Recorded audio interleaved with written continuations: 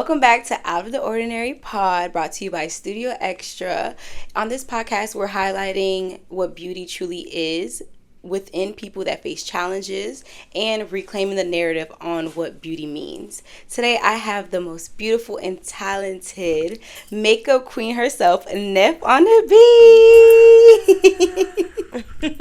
Thank you so much for joining me today. Yes, thank you for inviting me. Isn't she so gorgeous? Thank you, stop. So tell me a little bit about yourself. How did you become a makeup artist and what drawed you to this career? So what really brought me into the makeup industry, I really struggled with acne. When I was in middle school, my acne was really bad. I just wanted something that was going to help me just feel more confident in myself. So my mom took me to MAC for my, 8th grade pictures. And they taught me how to do my makeup. And I had very minimal things. I had some concealer, I had a little bit of foundation, maybe one eyeshadow pan, and that was it. And from there, I was just kind of doing my own makeup. And then once my acne cleared up, which is a whole nother story in itself, but once my acne cleared up, my friends were like, you should do my makeup with the stuff that you have. Because at this point, I accumulated a lot of stuff from MAC. So I started doing their makeup, and for Sweet 16s were popular at the time. This was back in 2016. And eventually they were like, why don't you just start charging? And I was like, what, me? And I'm naturally very shy. So I'm little old me start charging people to do something I can barely do on myself. But I just took a leap of faith and I started doing makeup. And so now it's going on 8 years in October that I've been doing makeup. I'm originally from New Jersey. I came to Washington, D.C. because I graduated from Howard back in 2022. And yeah, ever since then, I started doing celebrities. I've gotten a lot of amazing opportunities, such as this one. Thank you again for inviting me. Stop it. And I just love, being a part of the beauty community, making women feel beautiful. Like I said, I know how it feels to have insecurities and just want to not necessarily change yourself, but do something that will make you more confident. Yeah. And so that has always just been my main goal as a makeup artist. Making people feel more confident in their skin. Yeah. So that's really why I got into doing what I'm doing now, and just making people feel beautiful. It's an amazing feeling knowing that you finish doing someone's makeup and they're like, oh my gosh, this looks so good. Yeah. And that makes me feel good knowing that I just made someone else feel good with a talent that just kind of fell in my lap. It's not like I went and took a makeup class or anything like that. I just practiced on myself because of my insecurities. So I'm helping others with their insecurity. And even if it's not necessarily insecurity, just beautifying someone, Yeah. No, I know. So it's just a nice industry to be in. Yeah, it is. And you're creative. I try to be. And stylish. I'm stylish for sure. For sure. So you said that you tapped into it already. You said that making people feel more confident in the skin they're in. Mm-hmm. And that is exactly what this podcast today is about. And it's talking about colorism. So for those who don't know, colorism is discrimination within a race or ethnic group when you're discriminating somebody based off the shade or the tone of their skin. And typically it's found in favorable that people prefer lighter skin tones over dark skin tones. So, how have you seen colorism show up in the makeup industry? In the makeup industry, I feel like it's a very touchy subject because, unfortunately, colorism, even though it's very broad, I feel like it also has a lot to do with ethnic groups and different, not religions, but just nationalities, I guess. Mm-hmm. I find that certain races prefer looking more light skin. Yeah. And, you know, it's an unfortunate thing because it's like, why is lighter skin viewed as more beautiful than someone with darker skin? Yeah. And a lot of times people might not realize it, and it happens like they don't know that this is how they perceive things, but on social media you'll see someone who is of a lighter complexion and you'll automatically just be like, oh my goodness, she's gorgeous, she's beautiful. And, you know, not to say that anyone is ugly or anything like that, because that's never the case, but sometimes I sit back and I ask myself, like, are they saying this because this person is actually the beauty standard of what they perceive as beautiful, or are you saying this because this person is light skinned? Yeah. Or are you saying this because this person has a lighter complexion than someone else? Yeah. And then you think of like different celebrities, like for example, Doechii, a dark skinned artist. JT versus like Carisha, for example. Yeah, for sure. Who, if we really had to sit down and talk about, as of maybe 2 years ago, who was more popular? Carisha. For sure. But who's a better rapper?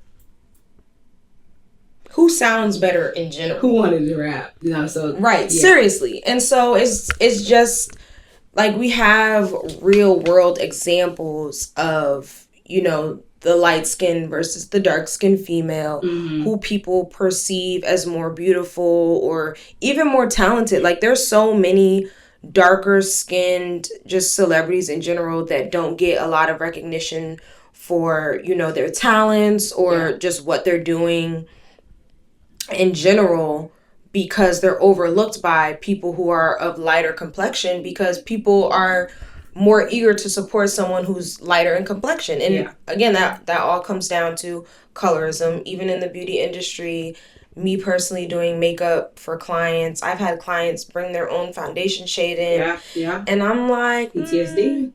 Are you sure this is for you? Because I know what shade I am. This is not your shade, boo. Like, I promise.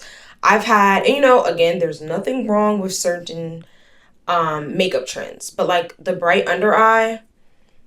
At one point, is it too bright? Because come on now, like, what do you like? Why do you want Charlotte Tilbury #1 under your eye, but you're Iguaku in NARS? I'm so happy you could pronounce it. I cannot help. That's like the only shade I can pronounce realistically, and probably didn't pronounce that right. But yeah, it's tragic. It's tragic. Don't get me started on the bleaching. I don't even know what shade to match you, because your face doesn't match your neck. It's not a natural shade, period. That exactly. You don't like this is. I can't even match you lighter because that still doesn't match you. No. Like there's so many different shades going on. Your knuckles, your face, your scalp, ears, your scalp. Help. Like why can't we just be confident and comfortable in the skin that we are in? Exactly. Like it's crazy to me, and I get it. Everyone has insecurities. I have insecurities. There's things that I'm insecure about. Like, I'm sure you have things that you're insecure about. Like, that's natural.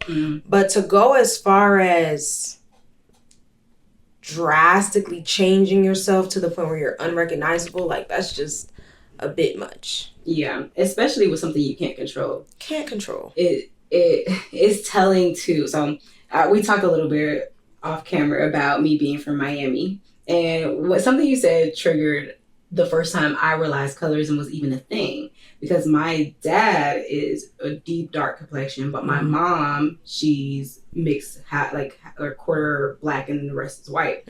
So I have all these colors in my home. Of course, I never treated my dad differently, like, or my mom differently, just because, like, exactly. So growing up in school in Miami, a very colorous place. I believe it. Okay. Very colorous place. I believe it. I have friends that are dark, deep, you know, beautiful women. I'm looking up to them because they tall, you know, like you said, I'm short, so they tall. I'm looking up to, like, they're beautiful, gorgeous. And when one of them explained to me that you get picked a lot for things, or people favor you because you're light skinned. I'm like, what do you mean? What is light skinned? Like, what does that even mean? Mm-hmm. Then I got called yellow. And then red. I was like, damn, y'all giving me all these damn names. I thought I was just black. Not they called you high yellow. And it kind of, it gets to a point where, like, you think you're, like, celebrating me. Mm-hmm. But it's not a celebration, because you're trying to say that my family, that I have dark cousins, I have light cousins, I have all these types, that you're trying to demoralize the people I love that are deeper skinned. Mm-hmm. And it's heartbreaking. And it's kind of sucky, because other races don't go through this. No. Nope. You don't see white people saying, oh, you're 10. But you know what? Yes, they do. They do? What? Do you think an American white person treats an Italian white person the same? No, I mean, like, all white, though. Like, Italian, at that point, I don't believe that, because they used to treat, what's the people... They don't even treat Irish. The Jews, the Irish. They don't treat any. Well, at that point, it's not really colorism. It's not, but even though it's not colorism per se, but everyone knows that there's certain, I guess, characteristics that certain, like, religions and depending on where you're from as a white person, that you look different. So even though it might not be down to complexion, there's still some type of stereotype between for sure stereotypes on each, but it's kind of sucky, because why do we choose to pick up a stereotype when, if somebody walked in and they were a different religion, whether they be black, white, I'm just happy another sister's in the room, right? Exactly. But we decided to go out and pick a stereotype to bring back home, like, and adapt it, essentially, because who started this? So I had a question. So how do you navigate having clients that deem their skin color to be unworthy? Honestly, I feel like my clientele specifically, I don't really, like, no one's really going to vocalize that they feel not beautiful in their complexion, I'll really just get, like, microaggressions. Like I said earlier, hey, can you do a bright under eye? Yeah. And it's like, of course, I'm going to conceal your under eyes, and it's going to be, it's going to give you a little oomph. It's going to be bright, but it's not going to be white, bright, damn near white. Like, you know what I'm saying? So I feel like my clients, they don't necessarily express dissatisfaction with their complexion for me to actually have a say or have something to, like, have a pep talk about. Like, no, I don't think you should do that. You're beautiful in this complexion. Like, I don't really have those issues, or I don't want to say issues, but I don't have those experiences necessarily. But I am sure that, or I can speak on one instance. One time, this was years ago, I was a junior. No, I was a junior in college, and I did someone's makeup, and afterwards she messaged me and was like cursing me out. So I'm gonna say what she said on a more professional note. But just know this is not how she approached me. She was like, oh, you just made me so dark, and I'm just not this dark. And I was like, Now, I would have been more receptive to her sentiments if she said I made her lighter. Because that's usually what you hear, oh, my makeup didn't match. I look ghostly. It was too light. She did not match me well. As someone who was already more melanated, I'm darker in complexion, obviously. So I do a good job matching darker skin complexion. Yeah.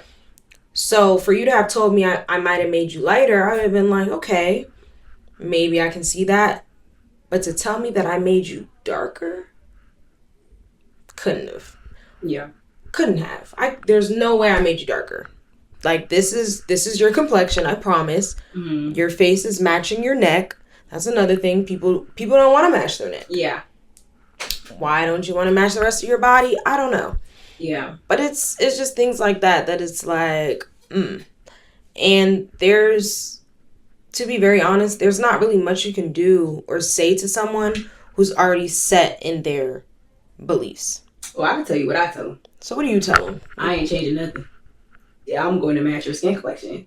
Ironically, I have, in my 8 years of doing makeup, I have never had a client say anything about changing anything now, or like complexion wise at least. Now I don't know if it's because they think like I'm unapproachable, or like I was telling you earlier, people think I'm mean. I'm not mean, I'm just shy, I'm quiet. But you know, sometimes I can come across as like, you can't really say anything to me or express how you feel. So me personally, I haven't had anyone, you know, say anything about that specifically.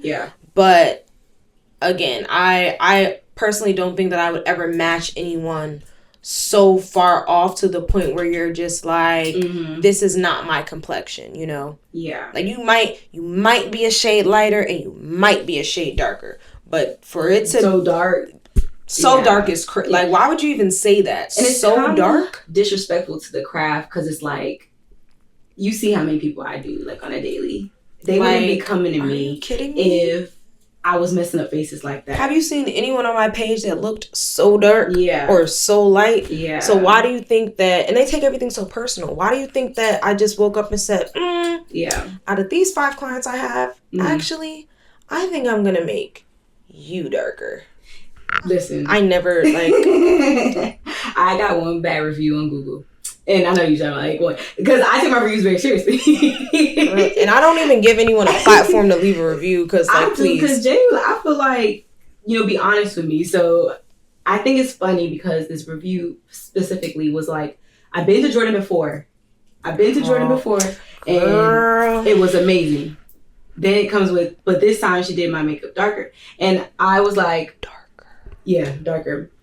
And I don't think people understand what melanin does too. Like, was it during the summer?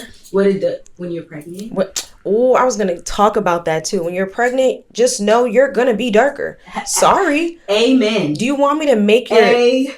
Because if I make your neck lighter, it's going to be ashy. Yes, like, you have to match your neck. You have to match your neck. You have to, and honestly, you look good. Like, you look better when you're. Even when you start makeup in Hollywood, you start from neck, chest up. Exactly. So that's what you're supposed to match. And when melanin populates somewhere, it's for your protection. I don't think people understand that melanation protects us from aging like onions. It protects us from cancer. It protects us from the rays of the sun. Like, I don't like the things people complain about sometimes. It drives me crazy, because I'm like, well, oily skin. Baby, that's your skin's working for you. Girl. It's moisturizing you. You need to worry about when your skin's dry and cracked. You know what I'm saying? So it's like the things that sometimes people complain about, don't realize that's your superpower. Exactly. Like, your melanin is your superpower. They don't view it that way, and that's why. And like I was saying, just to like kind of circle back a little bit to what I was saying earlier, I think that the examples that we have. Where we are from also plays a very large role. Like, for example, you said that you are from Miami. Off the bat, when you think of Miami, me personally, I think of the Hispanics. Yeah. Because geographically, it's just all of that down there. Yeah. You got what is Cuba. It's Cuba. Then you have Hawaii. I mean, not Hawaii. Haiti. On one side, and then what's that on the other side? The Bahamas, Puerto Rico.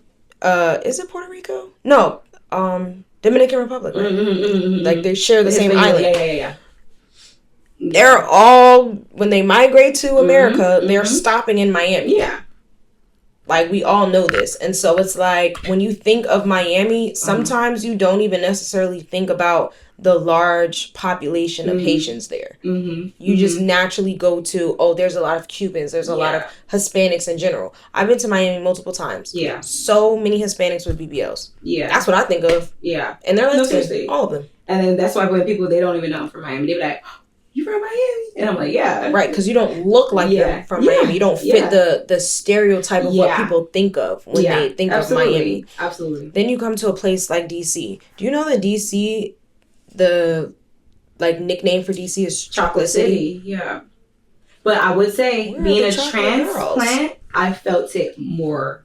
Being a transplant, I did feel Chocolate City more. I actually didn't always look like this when I moved. I was constantly wearing wigs, constantly fitting that Miami narrative. I wouldn't even wear a curly wig. It's going to be bone straight. Not a curly wig. You know what I mean? I wouldn't even wear Afro curly hair. I'm trying to fit that narrative. And when I moved here, I felt more comfortable wearing my natural hair, if that makes sense. I felt more comfortable, in my own kind of unique aesthetic versus fitting a narrative on what I saw, what was popular.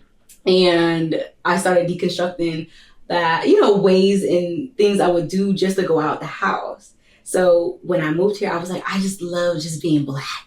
I just say that. This is, I will say, definitely a more authentically black area.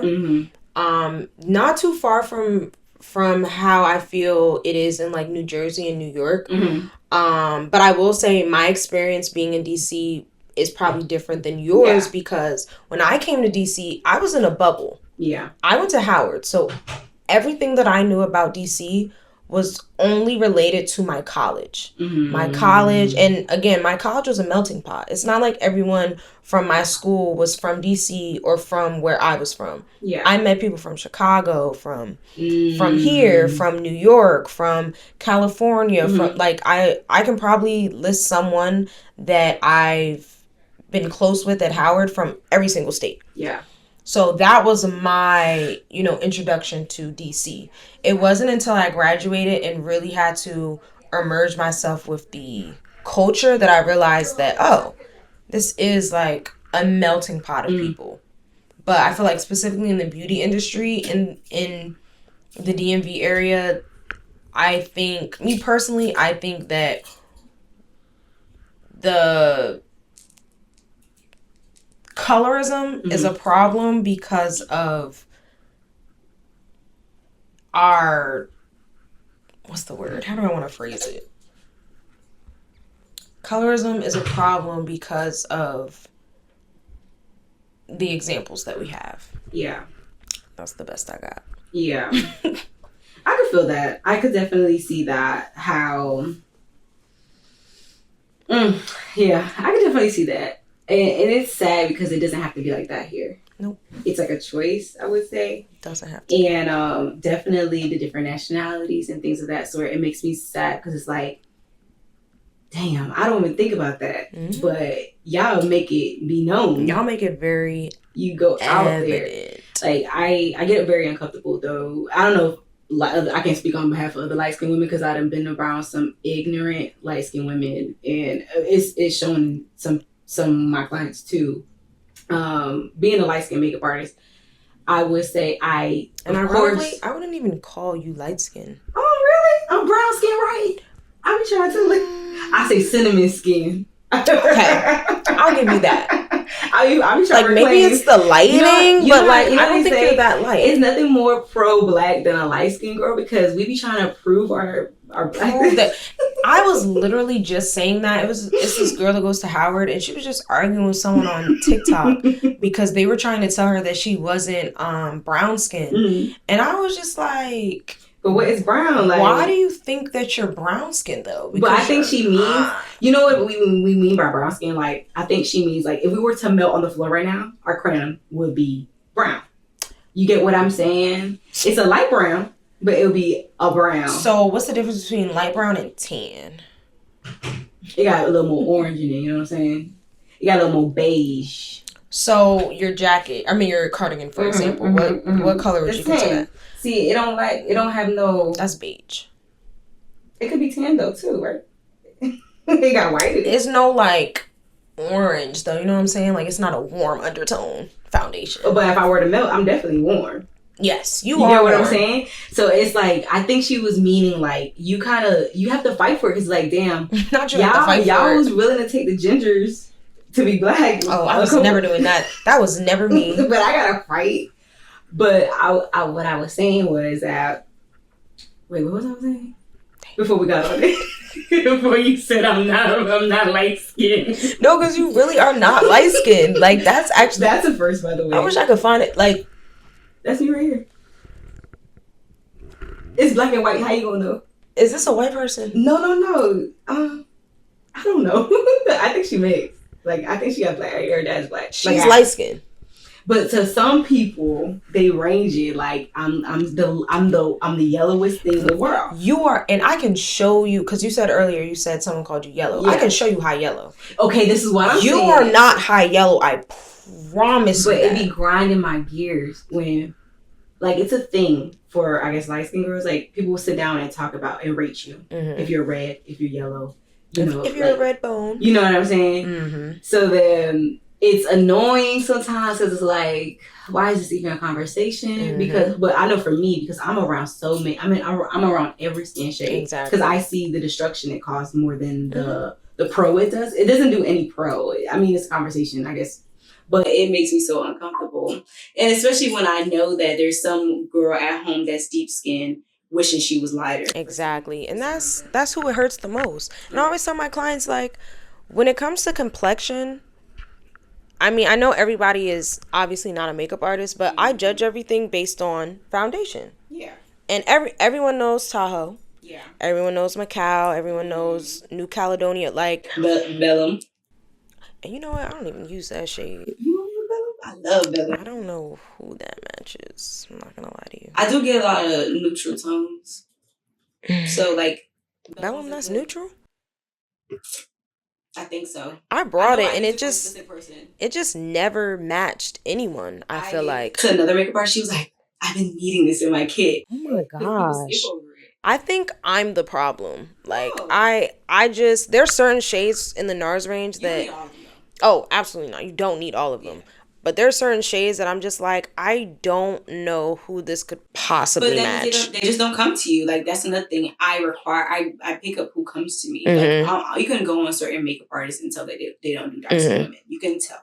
And I get that a lot. Yeah. Like, I get a lot of darker skin clientele, and I feel like people know me as the girl who does really good dark skin makeup. And that's why I left Miami. Because people were putting that label on me that I only do light skinned women. Really? Mm-hmm. Wow.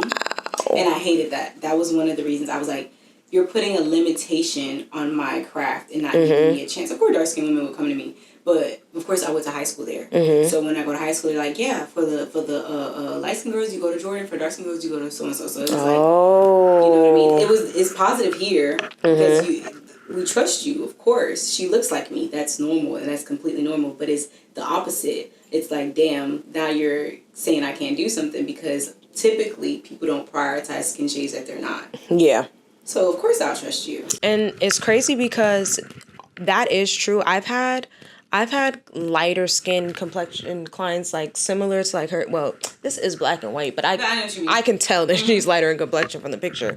Like, I've had clients that have came and been like a lighter complexion, get their makeup done and be like, you know, I've went to other makeup artists and they're not good at matching me, regardless of what shade they are. Yeah. And it's like, I get it as a makeup artist. It's like, you only really buy complexion products for who you get the most, but you always have to be prepared. Have a mixer.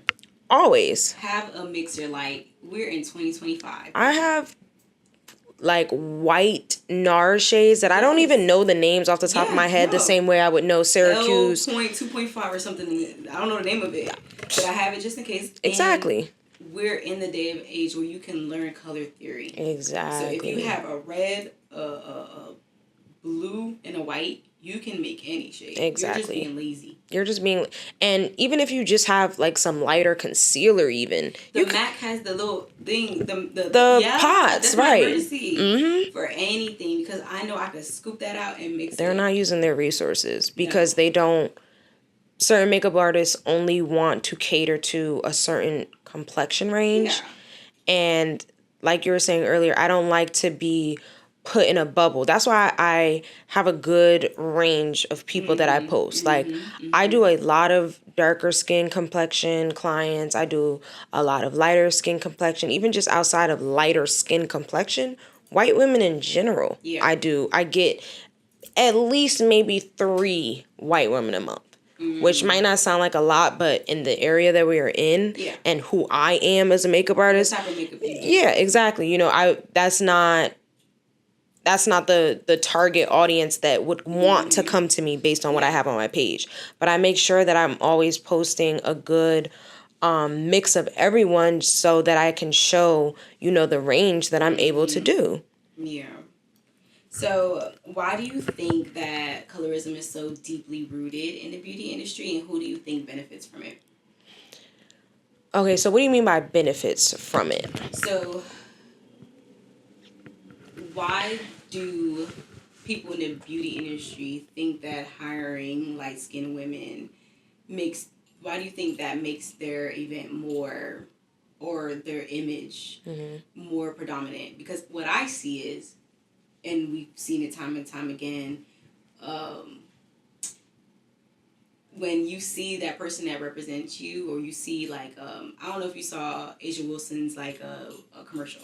She had like every type of black girl in there, like, and it was amazing. Or like when you see that type of representation, it's beautiful, it's nice. So for the people that don't think that dark-skinned women or deeper-skinned women should be in those spaces, what do you think they're gaining from that? Why do you think that why do they think that deeper and dark women don't belong in those spaces? I think that when it comes to complexion, like I was saying earlier, there is a subconscious thought in a lot of women's head that being lighter is just more beautiful. Yeah. Like, I think that that's really what it comes down to, because they view being lighter as having more, and really what they don't want to hear and what they don't want to acknowledge is that subconsciously they think that being lighter means that you have more European traits, European features, I mean. And so when it comes to being a darker skinned woman, they view that as looking more African and looking more, you know, like literally like an African. And I could go on and on and on about the negative just words that they call someone who is darker skinned and looks like they are fresh off the boat from Africa. Like it gets nasty. Yeah. It gets nasty. It's almost heartbreaking to hear. Yeah. And it's like, especially knowing just the things that not even just African American women, but African women have been through cultural wise, just our history here. Like is so hurtful. Yeah. But I think that when it comes to someone who's lighter in complexion, they think that that is the typical beauty standard. When a website is like, for example, Fashion Nova. If Fashion Nova is trying to sell something, they're going to put a lighter skin model in it because they know that that's going to sell. Yeah. Even just outside of her body type, she's going to have a BBL for sure, and that's going to sell the clothes.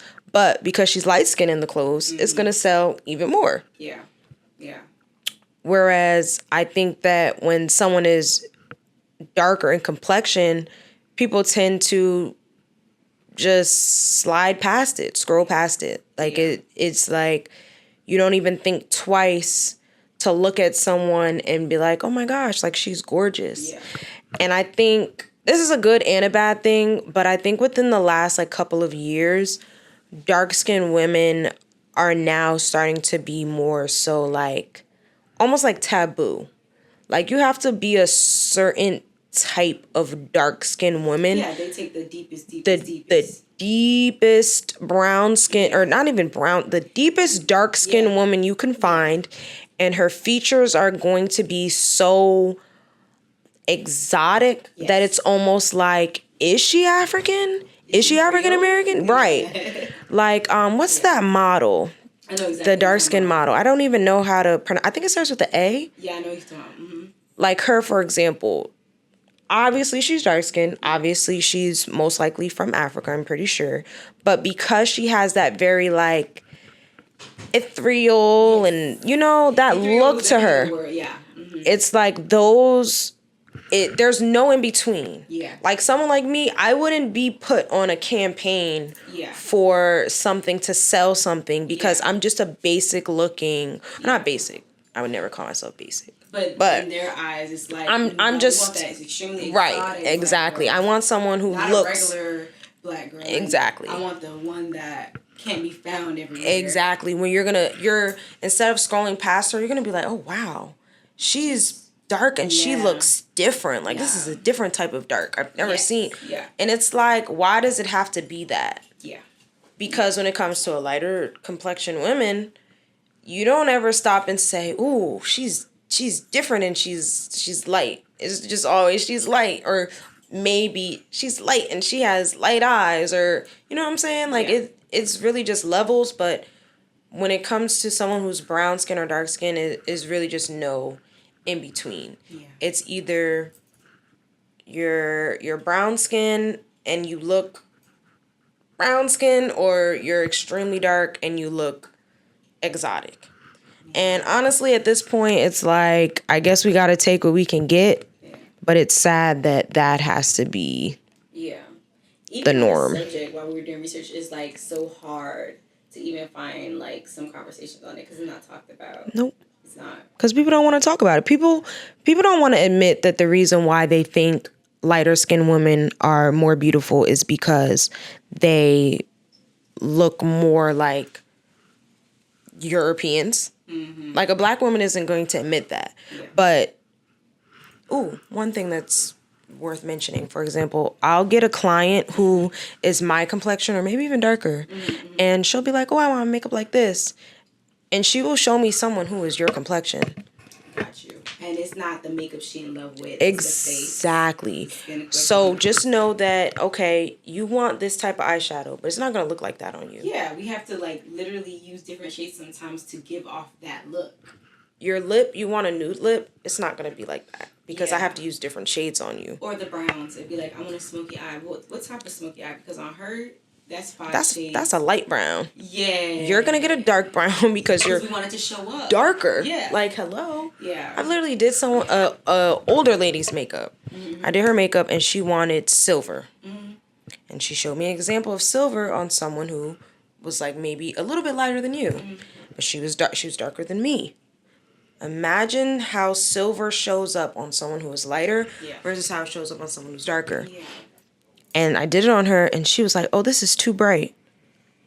I wonder why. I wonder why. And, like, and even though it's subconsciously, like, you don't view it as, not necessarily colorism, but you don't realize that's, like, a part of it. Like, you're not going to look like this light-skinned girl that you just showed me. Yeah.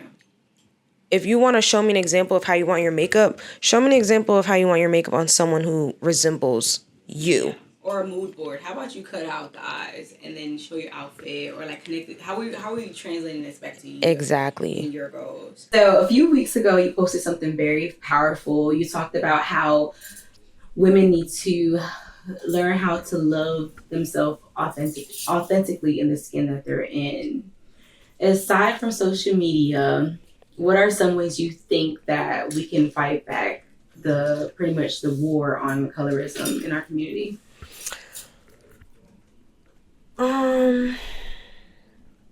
Honestly, I think that we need to be in more spaces. Mm-hmm. Point blank period. Whether that be social media, whether that be brand trips. Yeah. Instances like this, like we need more of a voice. And we need support from consumers. Yeah. That is the biggest thing. Brand trips are not inviting dark-skinned women on trips and showcasing them as positive examples because they want to, but because of the outrage that they get. Yeah. Mm-hmm. And it's sad that someone has to be like, oh my goodness, this brand didn't invite more than one dark-skinned woman because they wanted to, but because people realized what they were doing. Mm-hmm. Why are there's 5 white people and there's 5 light-skinned women, but there's not a single dark or brown skinned woman there? Yeah. And then we have great examples like Jackie Aina, who's, a brown skinned woman in the beauty community. We have people like, even like Diera, even though she's not popular in the beauty industry, but just as an influencer, like, and it could get even deeper than that. Yeah. Like, we just don't see that often. Yeah. And it's just unfortunate that, that's the world that we live in, but we just need more help from consumers. Yeah. And people that are supporting these brands, because those are the people that are going to help uplift us. Yeah. Sometimes I also think too, would it be better if we called out colorism as much as we call out racism? Like, you know how like we hear like, oh, that celebrity only like light-skinned women in his section, right? Okay, we talk about it, but why are we still allowing this, guy to like dominate the industry? Like, you know what I'm saying? Listen, if we were to really sit down and cut and crucify certain people for doing those things, we wouldn't have anyone. We wouldn't have anyone. Yeah. Like, I can't even list a single like male artist that I like who I've seen with a dark-skinned woman. Unfortunately, all of Chris Brown's baby mamas are light-skinned. Are they not? No, we're just laughing because it's funny. Like, they all look like him, if anything. Like, that was just the person I thought off the top of my head. My favorite artist, Tyler, the Creator, he's gay. That man only likes white men. You gay? You only like white men? Oh my God. Jesus Christ. And that's my favorite artist. Like, I'm hurt. Yeah. Okay, can't even find like a light-skinned black man. He said, cut all that at that. So if you can say anything to a young girl watching that is struggling with your skin, give her like some advice to encourage her to love the skin that she's in, what would you say? If I had to give someone some advice, I think I would just say, just be confident in yourself.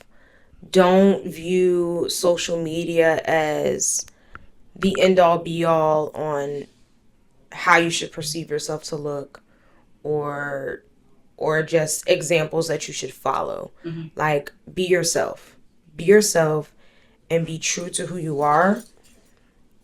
And don't put yourself in a bubble.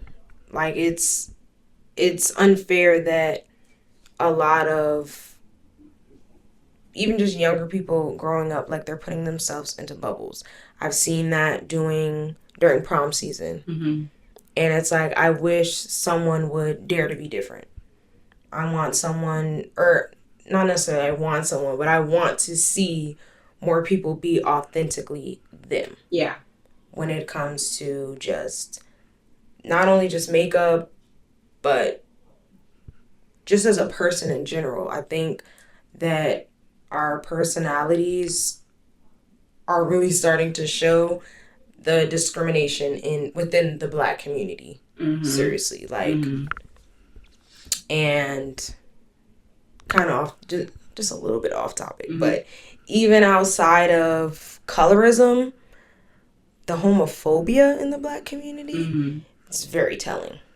And even though those two things don't go hand in hand, I think that if I look at someone and I can already see that you're not comfortable in the skin that you're in, you don't like your complexion, you are now going to be hateful towards other groups that are also oppressed. Yeah.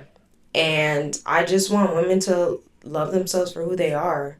Like, everyone is going to have an insecurity, that's normal, but we have to learn how to fight back against our insecurities and just start loving ourselves. Yeah. Like, there's so many ways I could word that, but that's really what it comes down to. Yeah. And I think also challenge yourself to see why you like what you like. Exactly. Challenge your eyes. Sometimes your eyes can be deceiving because of the society that we live in, trying to program us of what's beautiful. Exactly. So reclaim the narrative on what beauty really means, especially use yourself, because being yourself is definition of beauty. Like, exactly. Being authentically you. It's us being exposed to social media at such a young age, and it's only going to get worse. Like, I know with me growing up, I'm 25, and so I wasn't really exposed to social media too young of an age because Instagram is like fairly new.